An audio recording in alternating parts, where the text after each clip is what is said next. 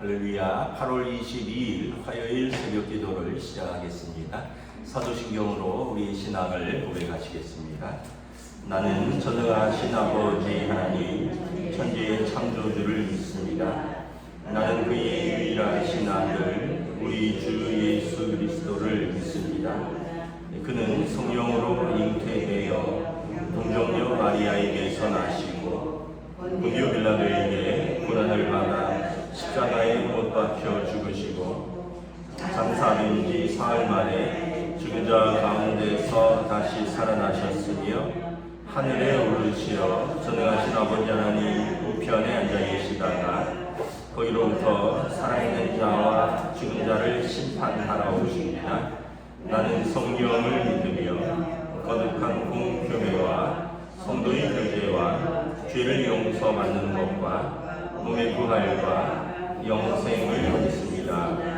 아멘. 찬송가 445장 찬양하시겠습니다. 찬송가 445장입니다.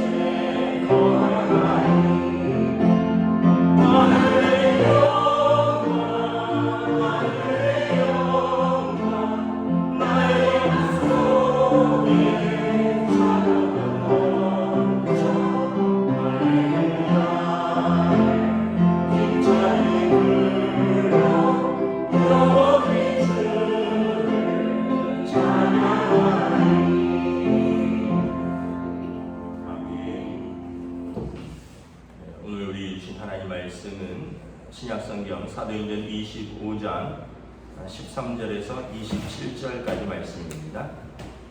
사도행전 25장 13절에서 27절까지 말씀입니다. 다 찾으신 줄 알고 저와 여러분들이 한 절씩 교도하도록 하겠습니다. 수일 후에 아그리빠 왕과 버니게가 베스도에게 문안하러 가이사라에 와서 여러 날을 있더니 베스도가 바울로 왕에게 거하였는데 벨릭스가 한 사람을 구려하여 두었는데 내가 예루살렘에 있을 때 유대인의 대제사장들과 장로들이 그를 고소하여 정죄하기를 청하기에 내가 대답하되 무릎 피고가 원고들 앞에서 고소 사건에 대하여 변명할 기회가 있기 전에 내주는 것은 로마 사람의 법이 아니라 하였다. 그러므로 그들이 나와 함께 여기 오매 내가 지체하지 아니하고 이튿날 재판자리에 앉아 명하여 그 사람을 데려왔으나 오늘 있어서 내가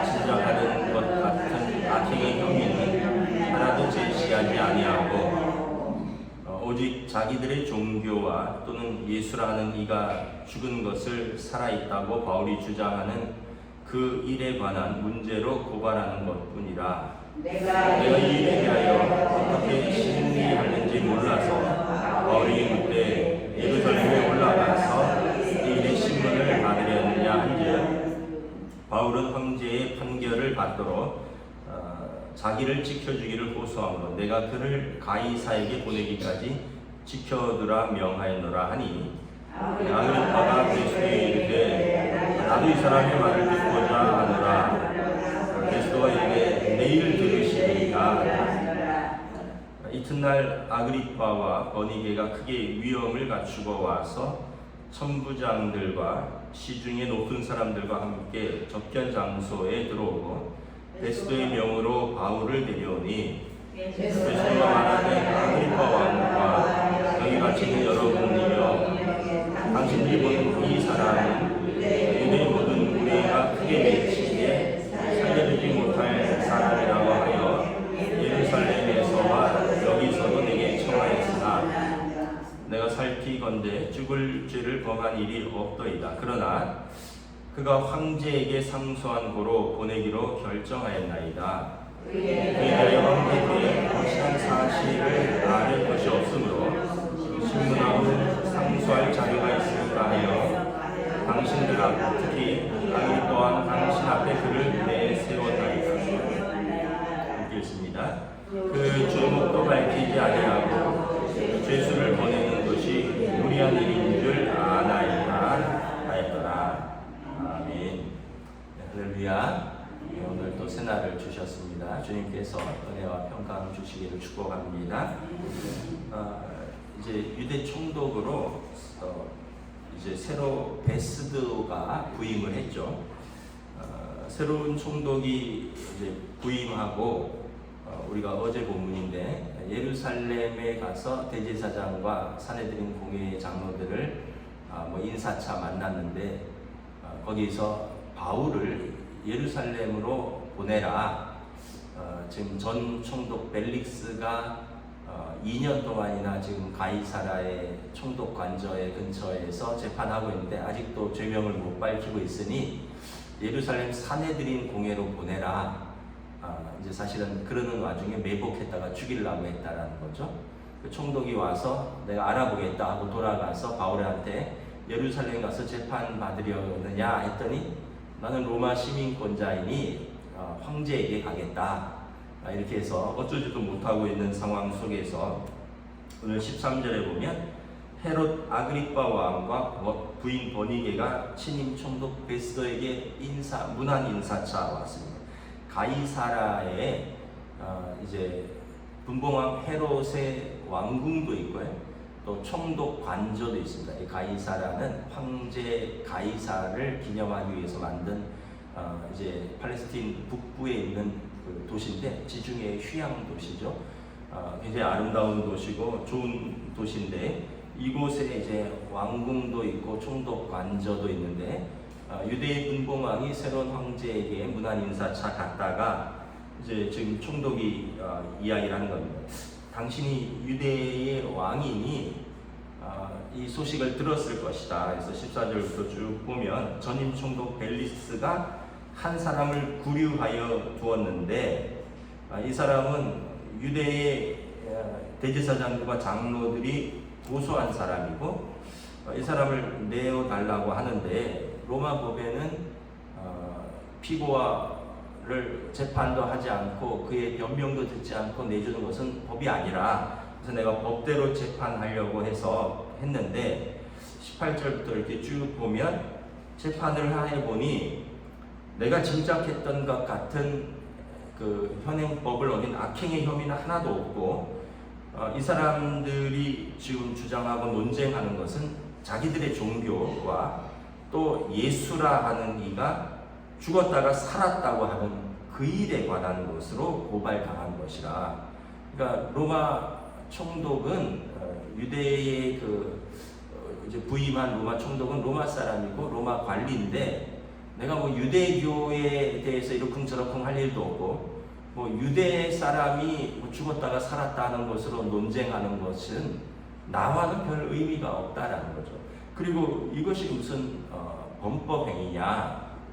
그런데 이 일에 대해서 20절에 보면 내가 바울에게 예루살렘에 올라가서 사내들인 공회에서 재판받으려느냐 하고 물었더니 바울이 나는 로마 시민권자이니 황제의 판결을 받겠다 하므로 내가 그를 지금 지켜두고 있다라는 거죠.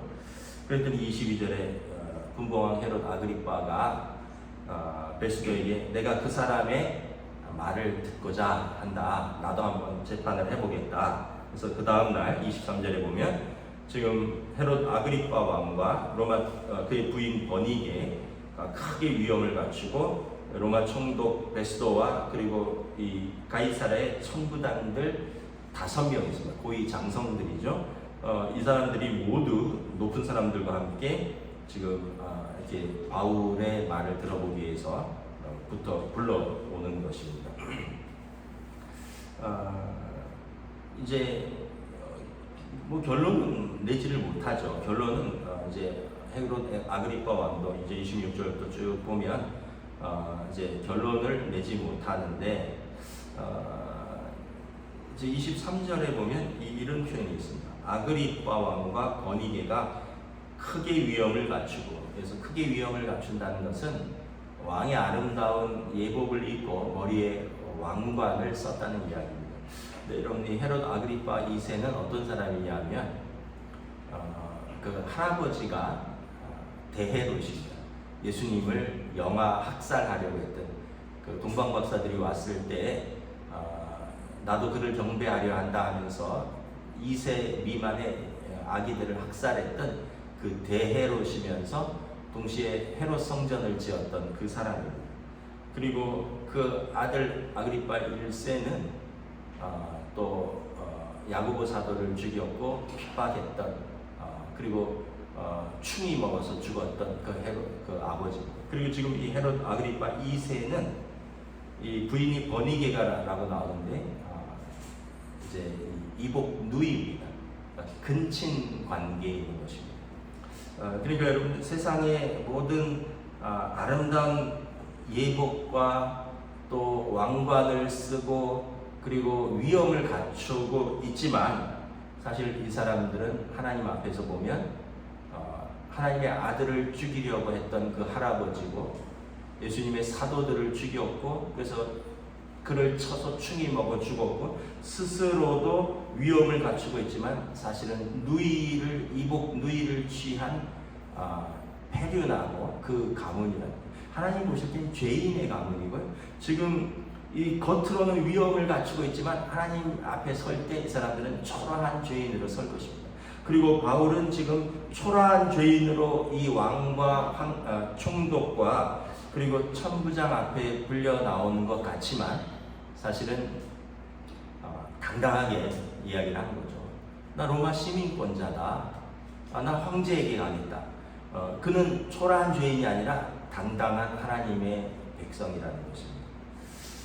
그래서 여러분, 우리가 이 땅에서 우리가 무엇이 하나님과 사람 앞에서 이렇게 믿음과 양심을 지키고 사는 사람이 얼마나 당당한가를 보여주는 거죠. 지금 우크라이나와 러시아가 전쟁을 하고 있잖아요. 전쟁을 하고 있는데 아주 가끔 이제 크렘린궁이 한두 번 우크라이나의 드론에 의해서 공격을 당했대요. 뉴스를 보니까 크렘린궁은 푸틴 러시아 대통령이 머무는 곳인데 거기 이제 지붕에 자폭 드론이 떨어져서 크렘린궁 지붕이 손상됐다. 그러면서 이제 불타는 영상들이고 이제 보복하겠다 이러는데 그래서 이제 뉴스에 보면 푸틴이 뭐 측근히 쿠데타를 일으켰고 또 이렇게 자폭 드론이 날아오고 이러니까 이제 전장이 러시아로 확대되고 이러니 두려워서 이 사람도 지금 뭐 암인지 뭐 이런 병이 있다 그러고 뭐 굉장히 지금 뭐 여러 가지 이야기들이 있는데 두려워서 크렘린궁에 잘 자지를 못한다 이런 기사를 봤어요. 그 고향 쪽에 상테스부르크인가 고향 쪽으로 가서 몸을 숨기기도 하고 자기가 어디에 있는지 노출을 안 한다는 거예요. 여러분, 그 전쟁을 일으킨 러시아의 옛날로 말하면 짜르죠. 러시아의 짜르는 황제입니다. 지금 대통령인데, 여러분, 강한 군사의 황제도 자기가 전쟁을 일으켰지만 언제 쿠데타가 일어날지, 언제 드론이 날아올지 몰라서 어디서 자야 될지를 모르고 방황한다. 그리고 영화 푸이, 마지막 황제 푸이에 보면 중국의 자금성이 나옵니다. 저도 뭐 중국에 갔다 왔지만 자금성은 못 봤는데, 자금성의 방이 9,999개래요. 어마어마하죠. 이 9,999개의 뭐 자금성 갔다 오신 분은 뭐 모르겠는데, 근데 그 중에서 옛날에 황제가 머무르는 잠자는 침소가 333개래요. 이제 방 하나가 이제 한 30평이 조금 이제 한 열 몇 평이 조금 안 넘는 그런 방인데, 그 방들이 333개인데 왜 그런 왕이 자는 침소가 333개냐? 어디서 자야 될지를 아무에게도 알려주지 않기 위해서라고 합니다. 그러니까 1년이 365일인데 매일 다른 방에서 자는 거죠. 그런데도 누가 독살할까봐, 누가 자객이 될까봐, 황제도 그날 자기가 어느 방에서 자야 될지를 모른다는 거예요. 매일 방을 옮기니까. 그래서 영화 마지막 황제 푸이 보면 그냥 꼭두각시 황제로 그렇게 살다가 이제 나중에 정신도 이상하게 되고, 나중에 평민이 되고 감옥에 되고, 복잡한 그런 현대사를 거치면서 중국 또 왕정 시대가 저물죠. 여러분, 모든 것이 그렇습니다. 이 땅에서의 권세가 있고, 이 땅에서 뭐 크게 누리는 것 같지만 사실은 사람들이 다 불안해요. 아까 지금 그 푸틴 대통령도 그렇고, 자금성의 중국 황제도 그렇고, 언제 죽는 것을 제일 두려워하는 거죠. 내가 언제 죽는지 제일 두려워하고, 그걸 지키기 위해서 그 많은 군사들, 그 많은 방들, 그 많은 시설들. 그런데 정작 거기에 대한 진리에는 무관심한 것을 보여줍니다. 근데 반면에 여러분, 바울은 보십시오. 뭐 이렇게 잡히고 이런 죄목으로 고소당하고 지금 재판을 몇 번을 거치는지 몰라요. 이미 예루살렘에서 사내들인 공회를 거쳤고요. 천부장 루시아에게 재판을 받았고, 지금 벨릭스에게로 와서 전 총독에게 재판을 받았고 2년 동안 감옥에 있고, 그리고 현 총독 베스도에게 재판을 받고, 또 황제 그 헤롯 아그리파 왕 2세한테 또 재판을 받고, 또 나중에 로마로 가서 결국 이제 가이사에게 재판을 받고, 여러 번 재판을 받고 고생을 하지만 항상 당당합니다. 그러면서 주장하는 것이 뭐예요? 예수께서 그리스도이시다. 그리고 그 예수가 십자가에서 죽으셨지만, 우리 죄를 짊어지시고 죽으셨지만 그가 살아나셨다. 그리고 다시 오실 것이다.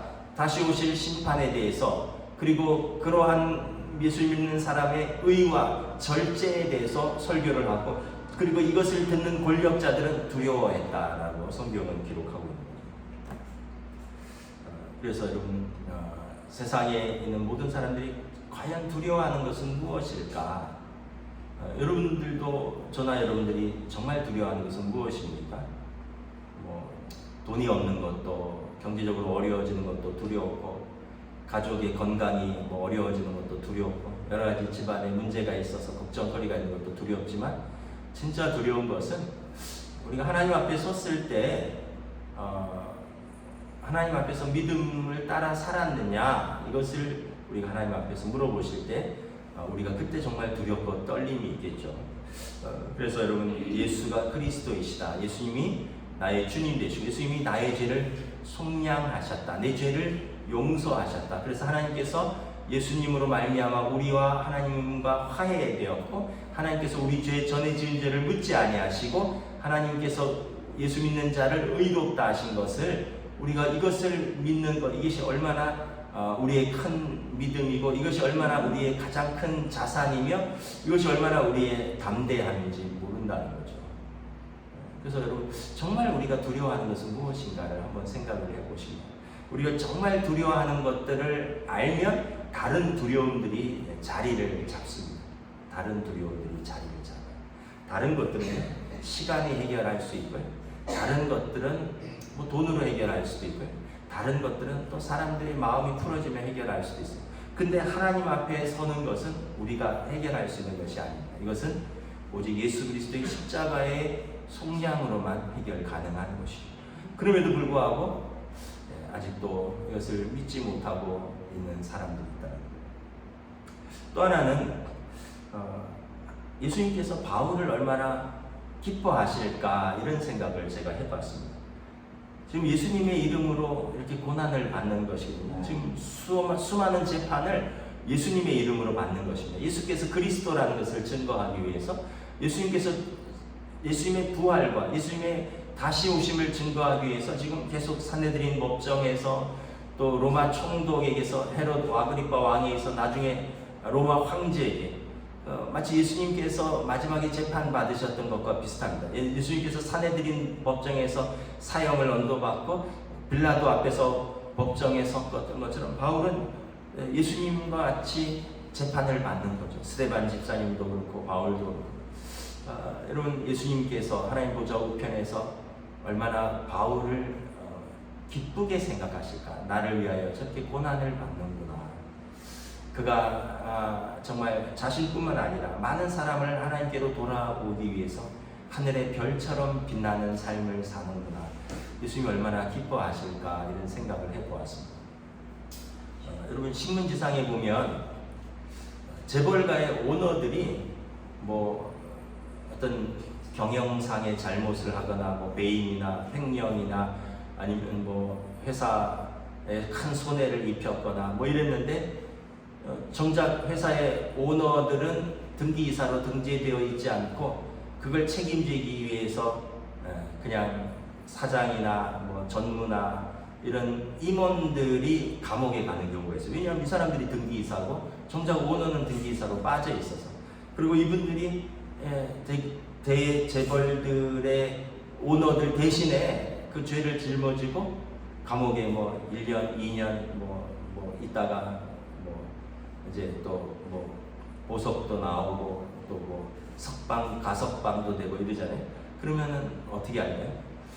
오너들이 아이고 나 대신 수고 많았습니다 이러면서 이 사람을 내치지 않죠. 다시 중용하거나 어쨌든 자기 대신 수고했으니까 뭐 굉장히 중용하거나 합당한 대우를 하겠죠. 뭐 그런 거와 비유하기는 좀 그렇지만 왜냐하면 바울이 죄를 진 것은 아닙니다. 예수님 죄 대신 가는 것은 아닙니다. 근데 여러분, 예수님의 이름으로 고난을 받는 것입니다. 예수님의 이름으로 수고를 하는 것입니다. 예수님의 이름으로 감옥에도 가고 예수님의 이름으로 매도 맞고 예수님의 그러면서 그 선 곳에서 이제 26장에 보면 헤롯 아그리파 왕 앞에서도 다시 예수님이 누구신가를 증거합니다. 그러니까 그는 산헤드린 공회에서도 또 전임 총독 벨릭스 앞에서도 현 총독 베스도 앞에서도 헤롯 아그리파 왕 앞에서도 로마에 가서도 계속 예수님께서 누구신가를 증거하기 위해서 수고하고 고난받고 감옥에 가고 나중에 생명을 내어주는 거죠. 그래서 예수님께서 얼마나 바울사도 하나님 나라 왔을 때 그를 기쁘게 영접하실까. 수고했다, 착하고 충성스러운 내 종아, 이러지 않겠습니까? 여러분, 그런 의미에서 저와 여러분들이 예수님의 이름으로 수고하는 것이 있다면, 또 주님의 몸된 교회를 섬기면서 받는 고난이 있다면 여러분 기쁘게 여기시기를 축복합니다. 네, 그냥 우리 잘못으로 받는 고난이 아니고요. 여러분, 우리 잘못으로 받는 고난은 마땅한 것이거니와 그게 아니라 우리가 주님을 위해서 수고하다가 또는 예수님을 위해서 고난받는 거라면 예수님께서 얼마나 우리를 응원하실까. 또 히브리서 11장에 보면 허다한 구름같이 둘러싼 허다한 증인들이 지켜보고 있는데 얼마나 우리를 또 기쁘게 여기실까. 그래서 여러분, 신앙생활하면서 시험도 있고요, 유혹도 있고 고난도 있습니다. 담대하게 여러분 하나님 앞에 서시기를 주님의 이름으로 축복합니다. 여러분, 인생에 고난 없는 삶이 어디 있습니까? 뭘 해도 어려운 것은 있어요. 그런데 예수님을 위해서, 그래, 내가 예수님을 위해서니까 고난도 하자. 내가 주님의 몸된 교회를 사랑하니까 내가 기꺼이 수고하리라. 이런 마음으로 우리가 그 고난과 그 수고를 한다면 이것이 고난과 수고가 아니라 기쁨이 될 줄 믿습니다. 무엇보다 최종 재판장이신 하나님께서 우리를 받아주시고 영접하실 줄 믿습니다. 기도하겠습니다. 하나님 은혜를 감사합니다. 오늘 바울사도의 재판을 보면서 여러 재판을 거치고 여러 권력자들과 그들이 각종 위험을 갖추고 재판하지만 바울에 의해서 죄를 찾지 못하고 그들이 말하는 율법과 그들이 말하는 성전과 그들이 말하는 예수가 그리스도라는 것과 그리고 그가 죽었다 살았다는 그 이야기로 재판을 받는 것 외에 그는 죄가 없노라, 로마 총독의 말로 바울의 무죄가 선포되는 것을 바라봅니다. 참으로 하나님의 법정에 섰을 때 총독과 또 헤롯 왕과 많은 권력자들은 어떤 재판을 받을까, 어떤 판결을 받을까. 세상 법정에서도 무죄 판결을 받고, 그러나 하나님의 마지막 그 재판장에서 참으로 큰 상이 있을 바울 사도와 세상 법정에서 큰 위험을 갖추고 있지만 정작 그들은 부도덕하고 정작 그들은 근친상간하며 정작 그들은 예수님을 죽이려고 했던 조상들과 사도들을 죽였던 아버지와 그리고 자기 백성을 탄압했던 그 헤롯 왕과 그 총독들은 과연 하나님 앞에서 어떤 판결을 받을까?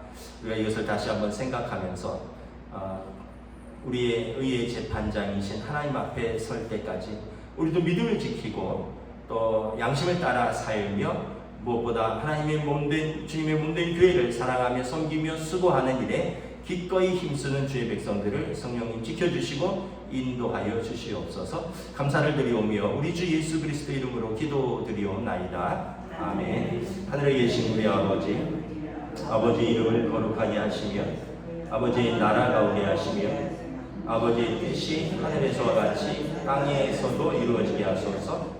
오늘 우리에게 일용할 양식을 주시고 우리가 우리에게 잘못한 사람을 용서하여 준 것 같이 우리 죄를 용서하여 주시고 우리를 시험에 빠지지 않게 하시고 악에서 구하소서. 나라와 권능과 영광이 영원히 아버지의 것입니다. 아멘.